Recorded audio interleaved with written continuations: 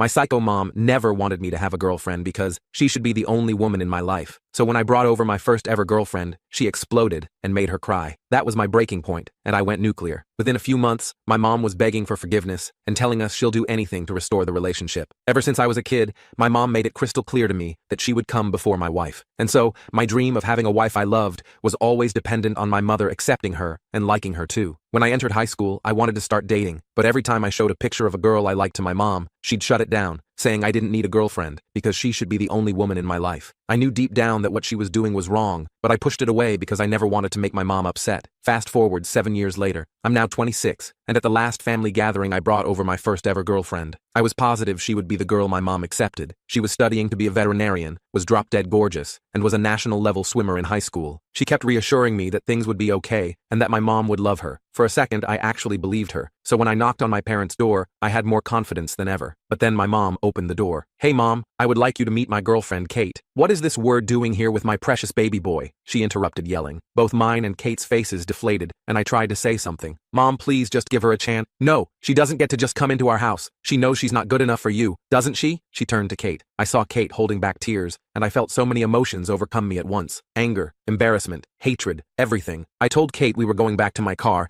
and as I took her hand, my mom began speaking again. "Where are you going, honey? You're coming in. It's only this W word who can't." I stood in shock. I wanted to scream, but I kept my mouth shut and walked back to the car with Kate. My mom's voice got louder the more we walked away, as she was now getting angry at me for choosing Kate over her. The second we got back to my car, Kate broke down. She started crying, telling me this has never happened to her before, and she lunged into me asking if she was really such a bad girlfriend. I reassured her, and it's while I was holding her that I asked myself something. If I was my mom, would I raise my son and treat my girlfriend the way she does? And the answer was no, I wouldn't. I wouldn't have this weird, borderline gross obsession of isolating me from every single girl who has come near me. I wouldn't have stopped me from going to my favorite band's concert when I was 17 because my female cousin was going. I wouldn't have demanded I attend a boys-only high school. I wouldn't have shot down every girl I have ever tried bringing home. And I certainly wouldn't react this way to my son bringing over a girl as intelligent and beautiful and kind as Kate is. At that moment, for the first time in my life, I began fully resenting my mom. I comforted Kate, kissing her forehead while she cried, telling her it was okay, and as soon as she calmed down, I stormed out of the car and headed straight up to my mom's front door. She opened it, and as soon as she saw me, a smile formed on her face. "You made the right choice, hon." "Fing, shut up." Her face went white when I interrupted her. "I don't understand." "No, I don't understand," I interrupted her again. "What is wrong with you? Are you in love with me or something? Do you fantasize about me? Is that why you used to come into my room at night and cuddle me? Is that why you can't let me see a single girl in my life? Is that why you forced me to cut off every single female relative?" My mom was stumped. Her face became even paler, and for a second I actually thought my words were connecting with her, until of course, she turned sour again. "That's ridiculous. I just want you to understand that I raised you, no one else. The girls you pick need my approval. It's not my fault I have high standards." "High standards," I exploded. "The first girl I ever brought over, you threatened to cull her if she didn't leave your baby boy to you and you only." "Oh, you're exaggerating," she said in her usual dismissive tone. "No, I'm not, Mom. I hate you. I never want to see you again. I want you to know that. I'm in love with Kate. She's going to be my girlfriend, and hopefully my wife, and the mother of my kids, and you're not stopping it." I didn't even let her respond. I walked out and started heading back to the car. I got back in, where Kate was wiping the last of the tears off her face, but as I put the key in, I heard Kate, "Oh my God, is that your mom?" My mom was running out of the house and towards my car. I revved up the engine as fast as I could, but it wasn't fast enough. My mom was by the window, and she was punching it, screaming at me to roll it down, but I didn't. I just started driving. On our way home, I was furious. My mom kept calling me. Kate was telling me she's sorry for embarrassing me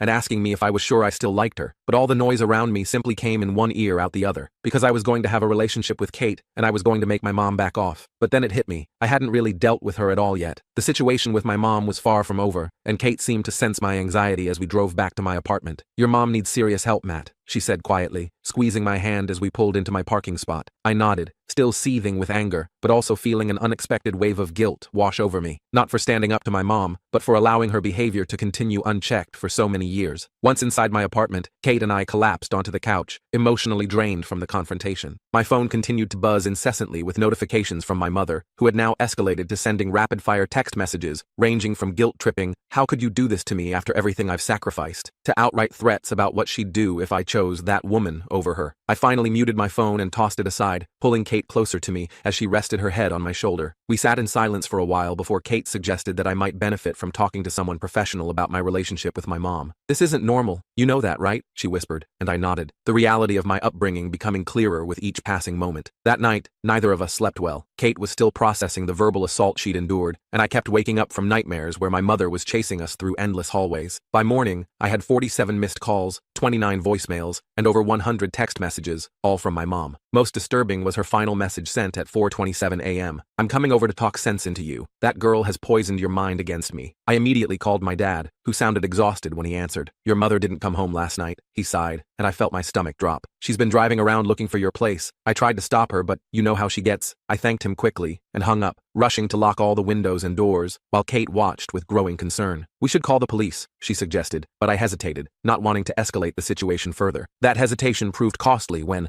less than 20 minutes later, frantic pounding shook my front door. "Matthew James Wilson, open this door right now!" My mother's voice echoed through the apartment. Kate froze mid-step, her eyes wide with fear, and I motioned for her to stay back while I approached the door cautiously. Through the peephole, I could see my mother's distorted face, her eyes wild, and her hair disheveled as she continued pounding. "Mom, you need to leave," I called through the door, trying to keep my voice steady. "I told you yesterday, I'm not discussing this anymore." Her response was immediate and chilling. "If you don't open this door in 5 seconds, I'm calling the police and telling them your girlfriend attacked me." I looked back at Kate, who was already dialing 911 on her phone, nodding at me to keep my mother talking. "Mom, you need help," I said firmly. "And this behavior isn't normal. You can't threaten people and stalk me to my apartment." The pounding suddenly stopped, and for a moment I thought she might have left, but then I heard a jingling sound that made my blood run cold. Keys. With horror, I remembered that my parents had a spare key to my apartment from when they helped me move in. I lunged for the deadbolt, just as my mother was inserting her key in the lock, managing to secure it before she could enter. Her scream of frustration pierced through the door as she resumed her assault on the wood. "You ungrateful child,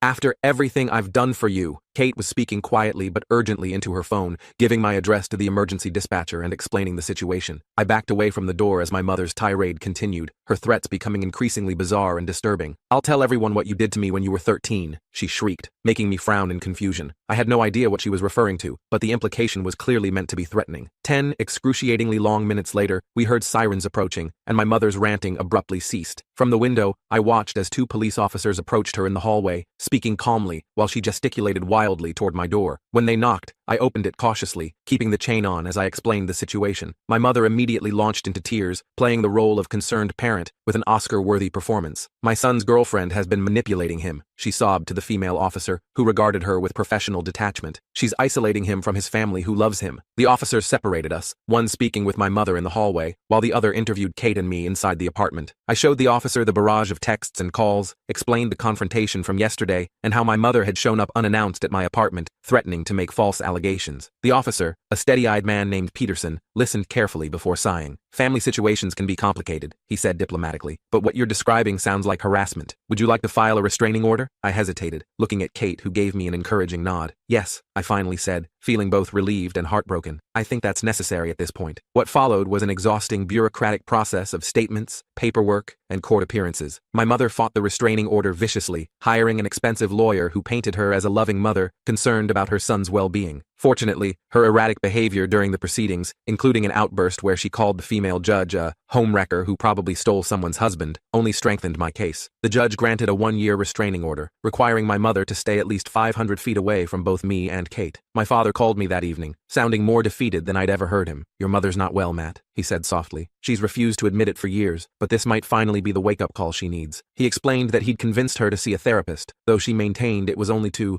prove how that girl had brainwashed me. In the weeks that followed, Kate and I settled into a strange new normal. Without my mother's constant interference, I discovered parts of myself I never knew existed, interests and opinions that had been suppressed by her controlling influence. Kate was incredibly patient, encouraging me to explore these newfound aspects of my personality while also suggesting I might benefit from therapy myself. I resisted at first, still carrying the stigma my mother had always attached to mental health support, but eventually agreed to try a session. Dr. Raymond, a calm-voiced man with kind eyes, helped me understand concepts like emotional incest and covert narcissism that perfectly described my relationship with my mother. "What you're experiencing is grief," he explained during our third session. Not just for the healthy relationship you never had with your mother, but also for the parts of yourself you weren't allowed to develop. Those words resonated deeply, and I found myself crying unexpectedly in Kate's arms that night, mourning the childhood and adolescence I should have had. 6 months into the restraining order, my father called with surprising news. My mother had been diagnosed with borderline personality disorder and was taking medication along with attending twice-weekly therapy sessions. "She's different, Matt," he said cautiously. "Not completely changed, but she's starting to recognize her behavior was inappropriate." I remained skeptical, but agreed to receive periodic updates about her progress. Kate and I grew closer through the ordeal, our relationship strengthened by the challenges we'd faced together. On our 1-year anniversary, I proposed during a quiet dinner at home, having asked her parents for their blessing the week before. Her father had pulled me aside afterward, gripping my shoulder firmly. "You've shown real courage standing up to your mother," he said. "That tells me everything I need to know about how you'll treat my daughter." We decided on a small wedding, inviting only close friends and family, including my father, who came alone. My mother had been informed of the engagement, but respected the restraining order by sending a card with a surprisingly thoughtful message. "I'm working on myself so that someday I might earn back the privilege of being in your life. Congratulations to you both." The wedding day itself was everything we could have hoped for, a celebration unmarred by drama or tension. Kate was radiant in her simple white dress, and I couldn't believe my luck as we exchanged vows beneath a canopy of autumn leaves. During the reception, my father approached us with a gift box and an envelope. "Your mother wanted you to have this," he explained, handing me the envelope first. "She wrote it with her therapist, and they both signed it to show it was part of her treatment." Inside was a 3-page letter containing something I never thought I'd see, a genuine apology. My mother acknowledged her inappropriate behavior, took responsibility without excuses,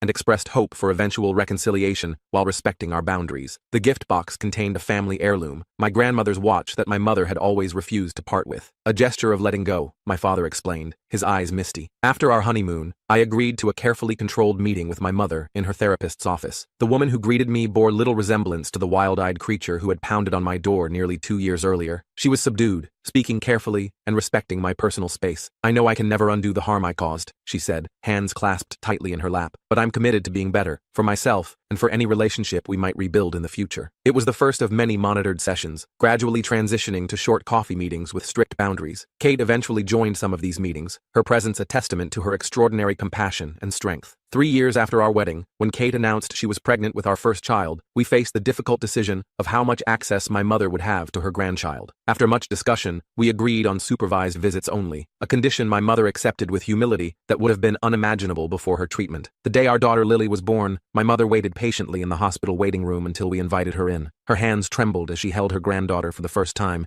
tears streaming down her face. "Thank you for this second chance," she whispered, careful to return the baby to Kate after just a few minutes. Our relationship with my mother will never be conventionally normal, but we've established a new paradigm based on mutual respect and firm boundaries. I still attend therapy regularly, working through the lingering effects of my upbringing, while Kate has become an advocate for families affected by personality disorders, starting a support group at the veterinary clinic where she now works as a senior practitioner. As for Lily, she's growing into a confident, joyful child who knows she is loved unconditionally, not as an extension of ourselves, but as her own person with thoughts, feelings, and dreams we're privileged to nurture. And that, perhaps, is the greatest victory of all, breaking the cycle and creating a family defined by healthy love rather than unhealthy obsession. So that's how I dealt with my mom, not with dramatic confrontations or permanent estrangement, but with boundaries, professional help, and the unwavering support of the woman who became my wife. It wasn't quick or easy, and there were many setbacks along the way, but the journey transformed not just my relationship with my mother, but my understanding of myself and what it means to truly love someone. I didn't fully grasp the depth of that transformation until my daughter was born. I remember standing in the hospital room, this tiny human bundled in my arms. My wife smiled at us from the bed, exhausted but radiant. My mom hovered near the doorway, uncertain for perhaps the first time in her life. I invited her closer, watched her eyes fill with tears as she met her granddaughter. That moment crystallized something important for me. The boundaries I'd established weren't walls to keep her out. They were guardrails to help us navigate a healthier path forward. My therapist had prepared me for this day. We'd talked extensively about breaking generational patterns. I needed to be vigilant about not repeating my mother's mistakes, while also not overcompensating to the point of neglect. Finding that balance became my daily mission. The early months with the baby were a blur of sleepless nights and endless diaper changes. My mom offered to help, and I agreed with clear conditions. She could come twice weekly for 3 hours, no unscheduled visits, and no undermining our parenting decisions. She pushed back at first, testing the boundaries like always. I stood firm, without anger, and her first visit was tense and awkward. She critiqued how I held the baby, and she questioned our feeding schedule. My wife caught my eye across the room,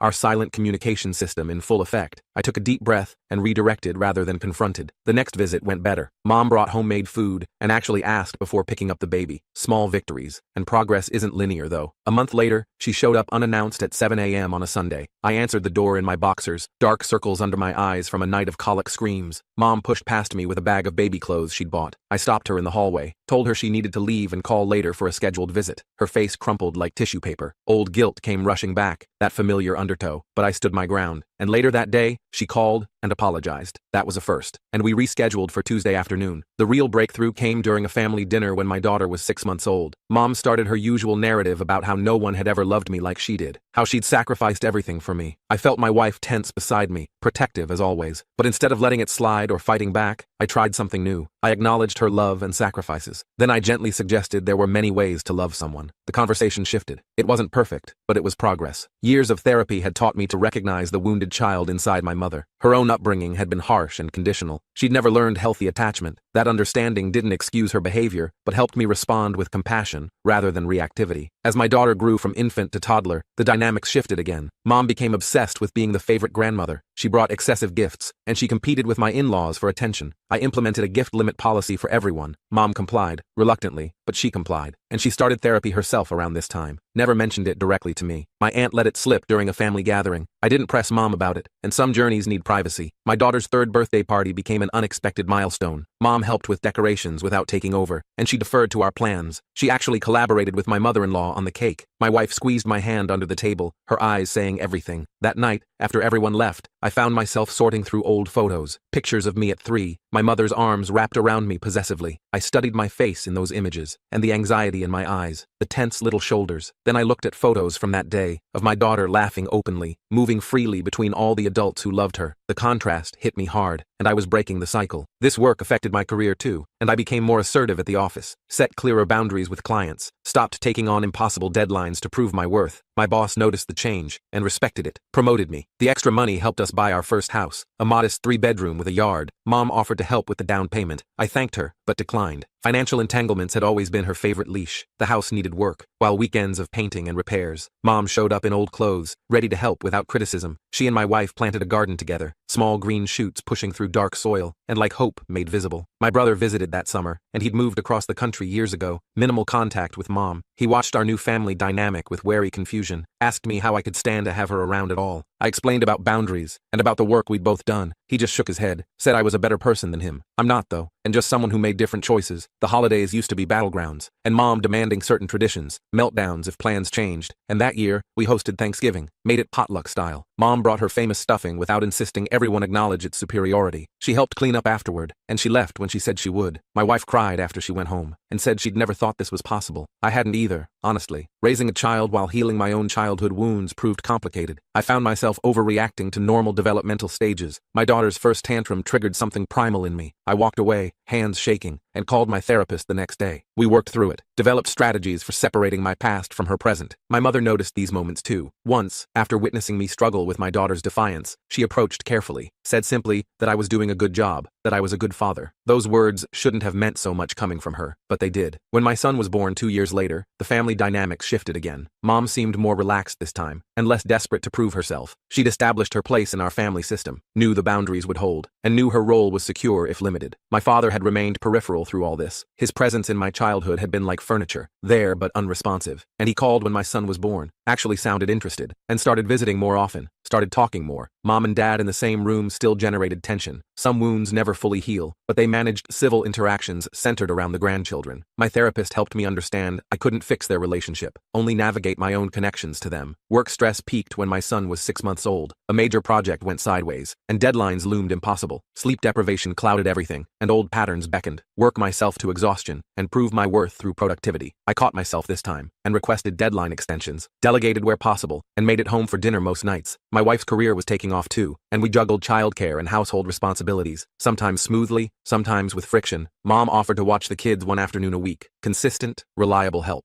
and she followed our parenting guidelines without comment. One day I arrived to pick them up and found her reading to them. No pressure, no performance, and just presence, just love with open hands. The contrast with my own childhood stories hit me. Friendship became possible between us around this time. Not just mother-son obligation, but actual enjoyment of each other's company. We discovered shared interests in gardening and history documentaries, simple pleasures without emotional manipulation. And my daughter started kindergarten. Mom came for the first day photos. She stood back back, letting us have our moment while still being included. Later, she showed me a photo of my first day, same age, her gripping my hand so tight my fingers were white, history not repeating itself. And my brother's wedding brought extended family together. Old tensions surfaced immediately, and aunts who enabled mom's worst behaviors, cousins who remembered how she'd treated me, side comments and raised eyebrows when they saw us interact civilly. Mom felt it too, and grew withdrawn at the reception. I found her alone on the venue's patio. For once, I didn't feel responsible for her emotions. I sat with her briefly, and acknowledged things were different now.